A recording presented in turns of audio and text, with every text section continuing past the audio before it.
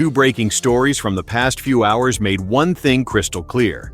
This Lions squad isn't just united. They're willing to push through pain, suspensions, and physical limits for something bigger. A surprising gesture from the defense before the Bucs game moved everyone, and you'll soon understand why.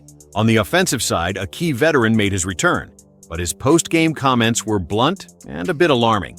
These latest updates out of Detroit send a powerful message. And the first one?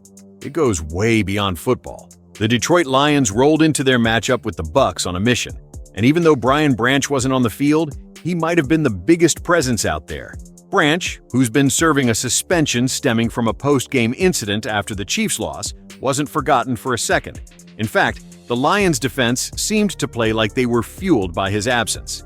They absolutely smothered Tampa Bay, holding them to a measly 251 yards and just 9 points. Oh, and they snagged 2 picks for good measure. The secondary showed out, and you could tell it meant something extra. After the game, cornerback Amik Robertson strolled into his press conference rocking a number 32 Brian Branch jersey. He wasn't alone. Every defensive back was repping Branch in a powerful show of unity. It wasn't just about a suspended player. It was about their guy, their teammate, their brother. That was the mission, Robertson said. We ride for him. He's our guy. An amazing player and even better dude. We wanted to show him and everyone else that we've got his back, no matter what.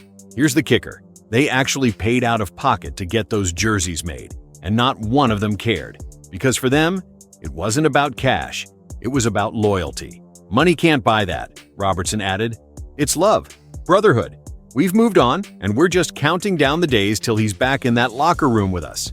The best part? They moved on with a win. Not only did they tighten their grip on the NFC North, but they also revealed just how deep and connected this squad really is. Losing Branch could have been a blow. Instead, it was a spark. And it wasn't just the guys on the field showing love.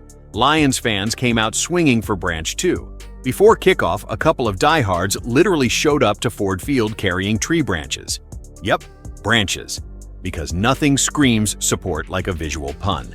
Social media lit up with fans defending Branch and calling out the suspension. But the in-person energy? That was next level. This city's behind their squad. And moments like this show why Detroit football is feeling different these days. Branch is eligible to return after the bye in Week 9, and you better believe he's going to come back hungry. With the love pouring in from the locker room and the fans alike, he'll be returning to a team that made one thing clear. This Lions squad? They've got each other's backs. And they're not done yet. And if you thought that was intense, wait until you hear what Taylor Decker said after the game. This just came out, and it sets the tone for what's ahead. Taylor Decker made his return to the trenches in Week 7, and while the scoreboard showed a Lions win, his post-game comments told a much tougher story. The big man was back at left tackle after sitting out 2 games with a nagging shoulder injury, and sure, it looked like a win on paper. The offense moved the ball well, and the pass protection held up. But when Decker was asked how he felt out there, he didn't sugarcoat a thing. Just 2 words. Not great. And that pretty much says it all. For Decker, it's not just about suiting up and standing there. We're talking about a dude who's responsible for anchoring one of the most physical units in football, taking on massive edge rushers play after play, all while dealing with a shoulder that's clearly still barking. Every snap is a collision. Every block is a test of pain tolerance. So, yeah, it wasn't exactly a feel-good return. He'd missed the games against the Bengals and Chiefs, with Detroit going 1-1 in that stretch. The plan was to give that shoulder some time to breathe. But with the Lions chasing big goals this season, his presence against Tampa Bay was a must-have. And he answered the call, even if his body didn't love him for it. His honesty after the game wasn't a complaint. It was just real talk. This is what it looks like when leaders lead through action. Decker suited up because he knew the team needed him. And in doing so, he reminded everyone exactly what kind of culture Dan Campbell has built in that locker room. Toughness isn't a slogan. It's lived every snap. That said, Decker's situation is now something to watch like a hawk. This isn't a tape-it-up-and-go kind of injury. A banged-up shoulder on your left tackle is no joke, especially when your playoff, and let's be real, Super Bowl, hopes rely on clean pockets and a ground game that eats clock. The Lions staff is walking a tightrope here. They need Decker on the field, but not at the cost of losing him down the line. There might be more rest days, fewer practices, and all the extra treatment in the world just to keep him upright for game day. It's a calculated risk, and so far, it paid off with a W.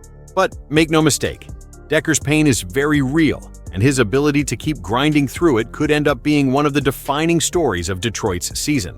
The guy's a warrior, and the locker room sees it. The fans see it. And if this team makes a deep run, they'll be able to look back and say, it started with moments like this, when a banged-up captain showed up and fought for every inch. This team is playing with heart and battle scars. The defense proved they're a family, and the offense, they're going to war with whoever's standing. Subscribe to the channel to follow every step of this journey.